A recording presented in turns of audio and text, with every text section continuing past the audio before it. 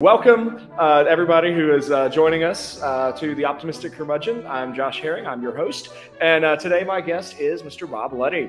Bob is the founder and president of Captive Air Industries, an educational entrepreneur. He has started a charter school, a Catholic classical school, and a non-sectarian classical academy. He is the author of The Entrepreneurial Life, An Entrepreneurial Life, and is currently working on a second book, which I see is in draft, much more finalized stage, The Thales Way. Getting close to done. Oh, so exciting. And Bob is also a regular writer for the American Spectator. Today we'll be discussing his most recent article, which is linked in the description to this show. That is The Real Cost of the Debt Ceiling. Bob, welcome back to the Optimistic Curmudgeon. Hey, it's a pleasure to be here. And I'm really excited to get to talk with you about debt and egalitarianism and complementarianism and everything else I'm sure we'll talk about. Last time we got together to record a show was literally about a year ago. I was looking back at the dates. At that time, you came on and talked to us about inflation and mortgage crises and all kinds of things. I wonder if we could start today with a bit of an economics update. Has the economy gotten better in the year, or are there new problems, or where are we now in terms of the national and the international economy? Well, inflation has declined, but it's still high. So we're still running 5%. There's many people believe that we're going to stay in the 3 to 4 to 5% kind of indefinitely. And one of the reasons is that the federal government is still spending a massive deficit. And that deficit fuels buying without new workers. And here's another interesting thing I was thinking about. Federal government spends money, they call it investment, but it's really just spending. They mail checks out to people and they spend them. The only way that you improve productivity is through private investment. So people can work harder, it doesn't increase productivity. You have to have productivity tools. So as you crowd out private investment, productivity is going to decline. And if you look at the current figures, what happened in the last couple of years, productivity has declined for the last few years. It's negative productivity because we have fewer workers, and maybe some of those workers don't know how to use those tools as well as previous workers. Okay. So this stuff it's not really hard to understand what's going on. Large deficits lead to trouble. They create debt. They crowd out. I mean, we saw an example earlier this year where banks have government bonds at maybe 2%, but the current rate is 4 to 5%. They're seriously underwater. And that could mean that somewhere between 15 and 20% of their asset is gone. That's what happened with the Silicon Valley That's Bank, exactly right? what happened.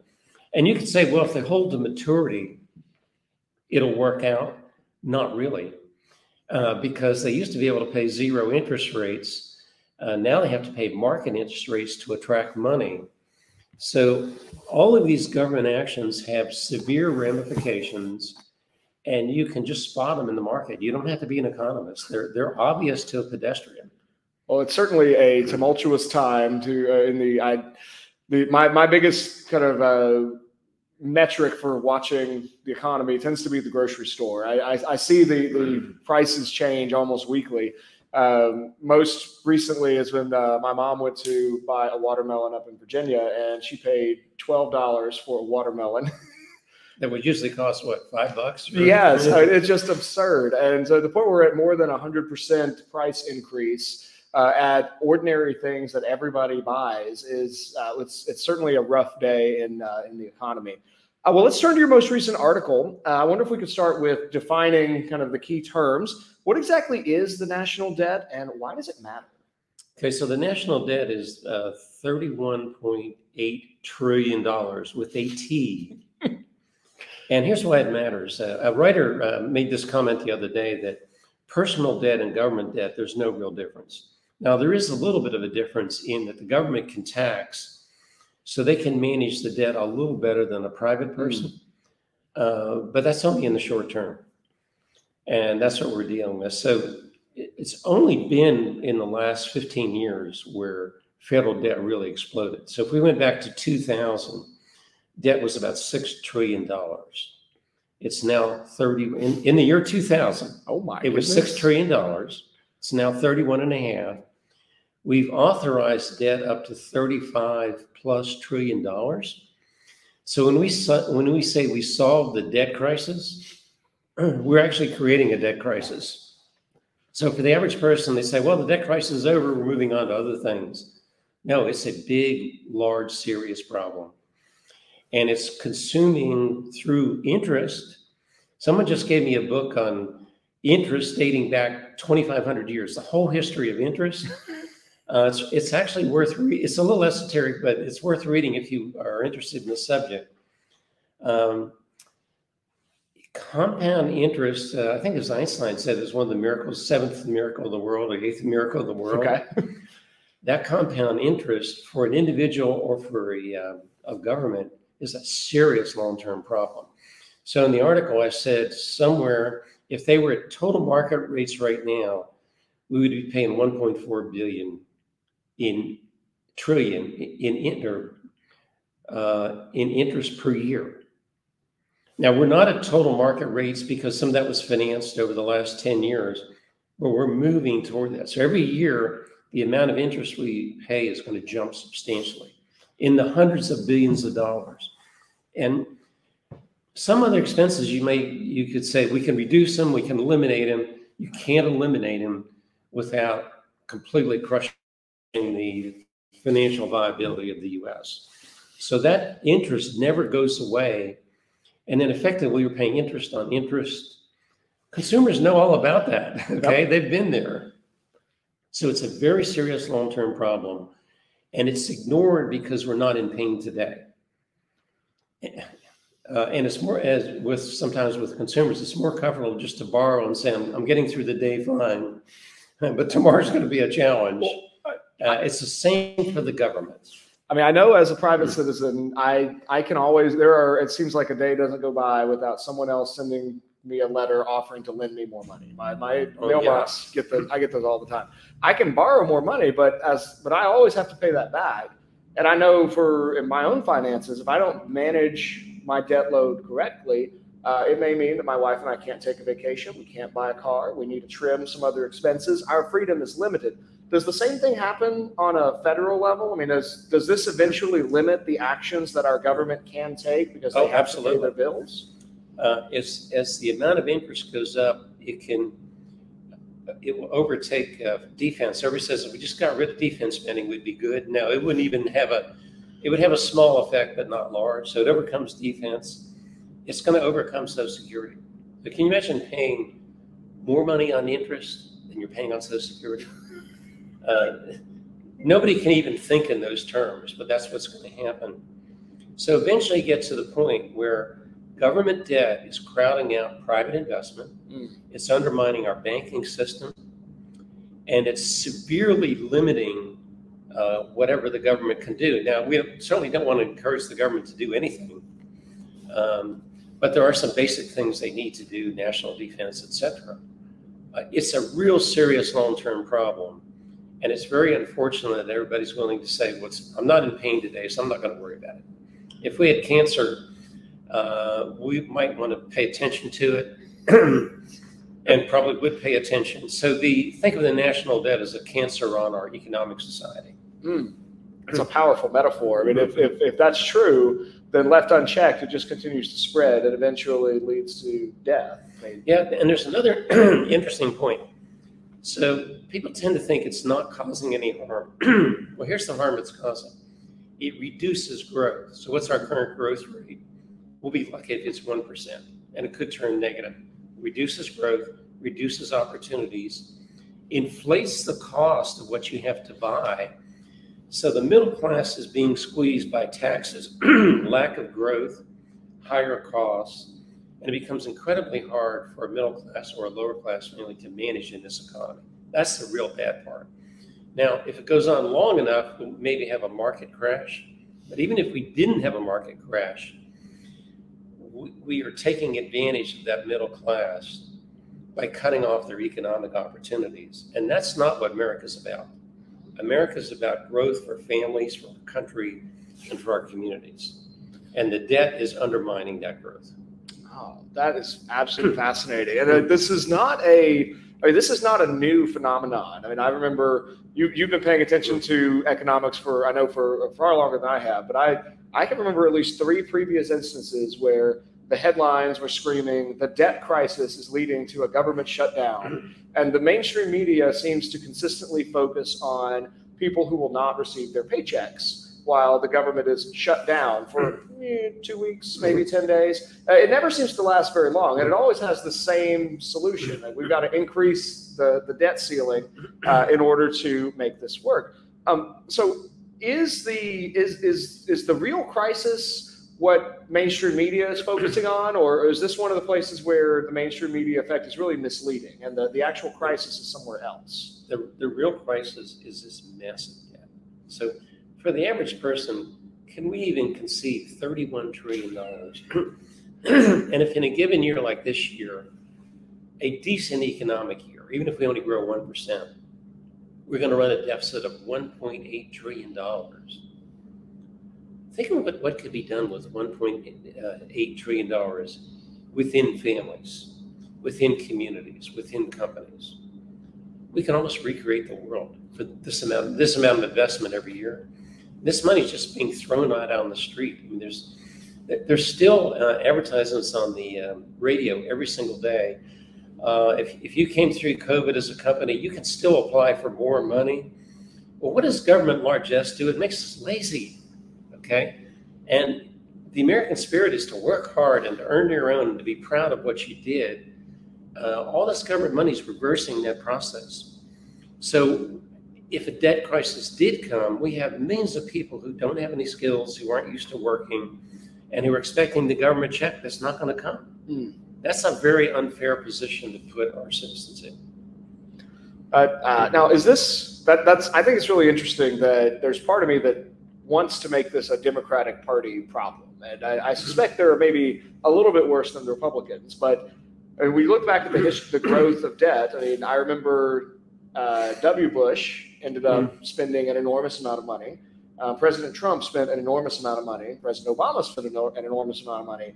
President Biden has continued that trend of spending an enormous amount of money. Is this is one party particularly better on this than the other, or is this really a true bipartisan addiction to Not debt? any longer. So think about George W. Bush. So he inherited not only a balanced budget, a surplus budget. Can't imagine. In year 1, we had 9/11. He asked the Congress for an $80 billion voucher to solve the terrorist problem. However, $80 billion would solve the terrorist problem. So if we look backwards and say, Congress only gave them $40 billion, they said, we'll give you another $40 billion after you spend that, which they did. How did that solve the terrorist problem? It's probably likely if we'd done almost nothing, we would be trillions of dollars ahead. And if we just did our policing and the other things that we should be doing, we might not have had a problem, and we have not had a problem. But what's happened is once he started that snowball, 80 billion looks like a small amount of money today. Obama, when he came in, said, well, we need 800 billion. Oh, yeah, 800 billion, because we have a financial crisis and we're going to do shovel-ready jobs, if you can remember this. Well, then later on, Obama figured out there aren't any shovel-ready jobs. So the question is, where did that money go? Nobody really knows. Oh, it went somewhere. So think about this in the equation. If you want $800 billion in goods and services, but you don't put anybody else producing those services, what do you produce? Inflation. So over the last, and if you went back to 2010, everybody says, we really don't have any inflation. So having low interest rates and easy money, it really works out pretty good. Except we did have inflation in stocks and in houses. The average person in 2005, so less than 20 years ago, could buy a starter home in most communities and do fine. In our community, there's no such a thing as a starter home because they've been so inflated over the last 15 years. So these policies are causing very severe harm. And now we see the rise of all these apartments. So in 2005, the administration said, we want everybody to be in a home. Now everybody's going to be in an apartment. It goes back to what Mises said many, many years ago. Government interventions lead to trouble, and then they lead to more interventions. So think about it, the COVID, we shut down the economy, and then we dump money into the economy, and then we dump more money into the economy. And then a lot of people didn't want to come back to work. There's your intervention. And the problems, there's an article today in the Wall Street Journal about office buildings. So in many cases, not even half the people are back. So in many cities, only half the office buildings are filled. Changes the whole dynamics of a city. The small businesses that relied on the people coming in, changes the energy and viability of the city, all because of the intervention of a shutdown. Oh my goodness. You probably remember I wrote articles about this in March and April of 20. This is not only a bad idea, it's a terrible idea, but somehow we couldn't get it reversed. Once that shutdown was done, it was very hard to reverse. Tells you a little bit about momentum and inertia, doesn't it? It does. It reminds me of a friend of mine who was at the King's College up in Manhattan for several years. Paul Mueller was an economist up there.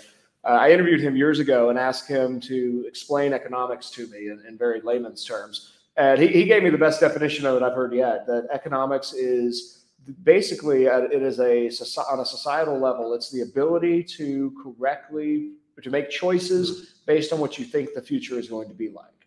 And that you make those choices reasonably, you make a rational determination that this college's name is going to be worthwhile in the marketplace. This car is going to be able to get me to my job. It's worth purchasing, and so on. But part of what happened with COVID was that everything was wrong in a series of choices. And then you get people who sunk hundreds of thousands, millions of dollars into businesses, presuming that there's going to be a flow of people coming to work in these office buildings. And now it turns out that was actually an incorrect guess because the reality is different. And you get so much disruption. And I think you're right to take us back to that government intervention. I mean, that disrupts the market initially. And in economic terms, we would have been far better off to just have held firm and done nothing during COVID than to have literally stopped the workforce for. If you think about the economy, people want to do better. So they go to college, they work hard, they look for better jobs, they create new industries. And the only thing that can really suppress that is government. So while government stands up there and says, oh, we're creating jobs, they're not creating any jobs. Individuals are creating jobs. Companies are creating jobs. They're actually suppressing jobs with these policies. And the largest suppression of jobs in the history of the world was the COVID shutdown. I think we had 20+ million people put out of work overnight. If you and I were having an academic discussion, we would say, no, you could never do that. This is way out of bounds. Yeah, nobody saw that one. Nobody saw that one coming.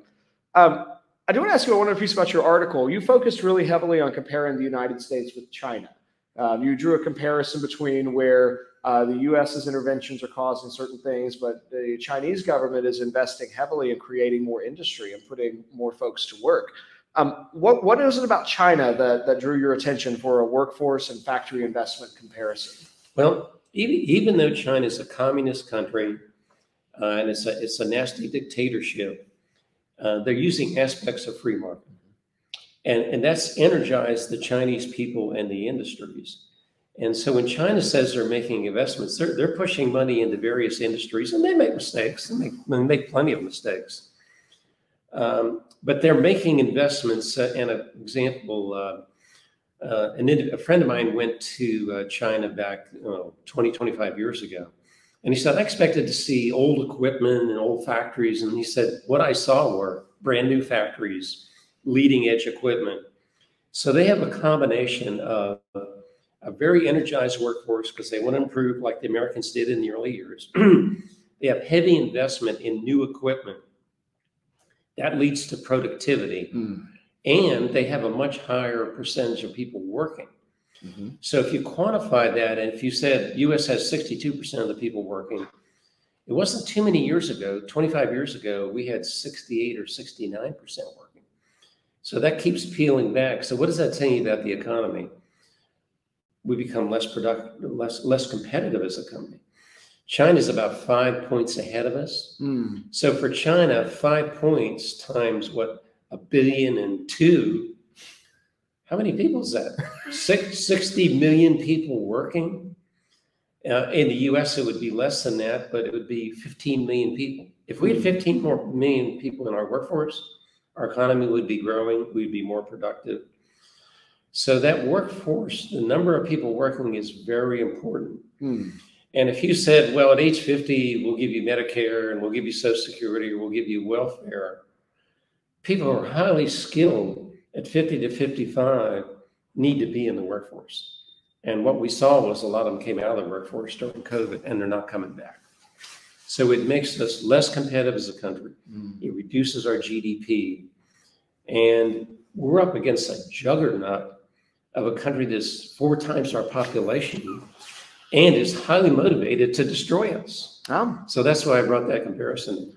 It was a great comparison. I just finished teaching the last semester of this school year. I picked up 3 sections of 11th grade history because we had a teacher who abruptly resigned. And I got to teach the 20th century sequence in our European history. And I was reminded of the intellectual rigor of communism and just the dedication to achieving a vision. Of course, as you go through the Bolshevik Revolution and the rule of Stalin and the creation of the Gulag, you see in Russia's history just how awful that determination grew. And it took me back to thinking about, I would like to think that we still have that in America, we do actually still have the moral fiber to fight the Cold War. But I'm not entirely sure if we do anymore. Like, we once were willing to put kind of everything on the line in a free world capitalism versus a communist regime to say, no, this matters and we have to win. I remember the Ronald Reagan line, Mr. Gorbachev, tear down that wall, the partnership between Reagan and Thatcher to really freeze out any Soviet economic action to bring down the Soviet Union. I'm not sure if we could do that today, but it certainly seems like the Chinese government is willing to play with that level of extremity. Any thoughts on that? Well, you know, if you went back to 1978, Deng Xiaoping, who was a mean communist dictator, he was responsible for Tiananmen Square, said, let's face it, Hong Kong's doing amazing. They're doing 10 times better than China. We're doing terrible. They're doing great. Let's try a little Hong Kong. Oh. So he actually drew on a map and said, okay, in this area, we'll try a little bit of Hong Kong. In others will be free market. And one of the western points was Shenzhen, which is just west of Hong Kong. And it started working really well. So they decided, let's put it all over China. So even the dictator, egalitarian, everybody's equal, recognized that the American capitalist system, the free market system, was vastly superior to theirs. And now, to some degree, they've perfected it. Because you have the Chinese worker is a very diligent worker. They need money. They've been poor all their lives. They have good equipment. They're highly motivated to improve. And as government mails checks out to people, their motivation goes down. Okay, so when we're hungry, our motivation is high. When we're not so hungry, our motivation goes down. This is just a humanity, a fact of life. That is fascinating. Well, Bob, as we kind of wrap towards the close of our conversation today, what do you think a rightly focused economic policy would look like? We're coming up on a new presidential election. I'm sure various candidates are going to offer positions of how they could reduce inflation. What would you see as a positive move that the federal government could do to help right the ship of our economy? Well, I think to start with, one of the candidates is talking about the administrative state needs to be dismantled. So you think about entrepreneurs and individuals in the market have to get permission from the federal government to do things. So the people who are actually going to do the work, the inventors, the creators, are getting permission from bureaucrats who work at home, by the way, to go to work. So if you eliminated a good amount of the regulation, think about industries. Industries are regulators. Bill Peterson, my Mises, educated economist, talked about companies actually being governments. So Captivere, my company, we try to force standards into the marketplace because we want higher quality, we want growth. So competition is a regulator. That's not very well understood by the government. Now, there's certain regulations you need. You can't pollute streams. You can't kill people. You can't have bad drugs. And we understand all that. But when you get down to the nuance of regulating a dishwasher in your home, it's so extreme that it cuts off all the creativity in the market. So everybody's dancing to the government tune, but they're not thinking about how can we really be more efficient, or how can we be innovative in solving that problem. And if anything, as I pointed out in the article, when I washed dishes in grade school, it took 2 minutes to get through a commercial dishwasher. So we did all these dishes in 20 minutes for 200 people. Now your dishwasher at home takes an hour and a half. This is the nature of bureaucracy. They missed the whole point.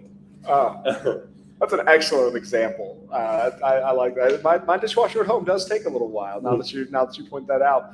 All in the name of saving energy, which is hard for an average person to compute. How does an hour and a half save energy? It can't. That's fascinating. It reminds me of several years ago, I went to a conference where we read some of Friedrich Hayek's writings, and he talked about, in his mind, the right role of the government was analogous to a good referee. I think about this every time I see a bad soccer match. At the Thales Academy, of course, we've got great soccer programs, and occasionally we'll have a good referee who calls the rules fairly for both sides, and it's a great match. But I was at a match a couple years ago where it was a bad referee, and he was just clearly not calling obvious stuff. And of course, what happened was that first one side started deciding to foul the other team a bit more roughly, and then the other side amped up the physicality. And before you know it, like half the team, like it wasn't a fight, but it got to be a very physical game. And it just got much rougher, all because the referee was really not doing his job. He wasn't calling it fairly. And that's still stuck with me as kind of an image of what really the government ought to do. I agree with you. There are places we do need some regulation there are ways people can make money really fast in really bad ways. And there ought to be regulations that prevent that. But you need that set of rules and that enforcement mechanism, not an infinite set of rules that change with every new person who decides to write some new rules. Yeah, think about every rule is a restriction.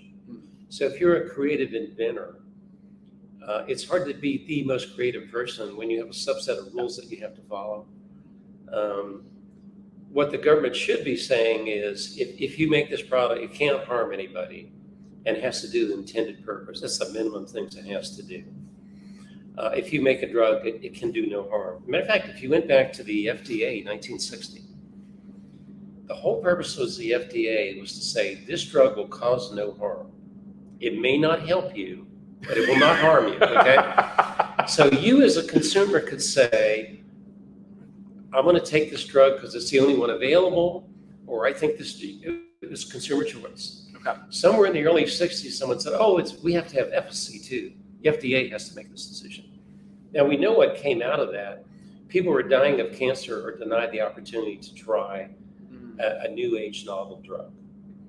So allowing consumer choice, and we go all the way back to Austrian economics, 1781 or 1881. That's the basis of Austrian economics, is all value is perceived and consumer choice drives the market. And consumers might take more risks than the government wants them to take at times. That's okay. We all learn when we make mistakes. So consumer choice, keeping the government, setting guidelines, being a good referee, I'm all in for that.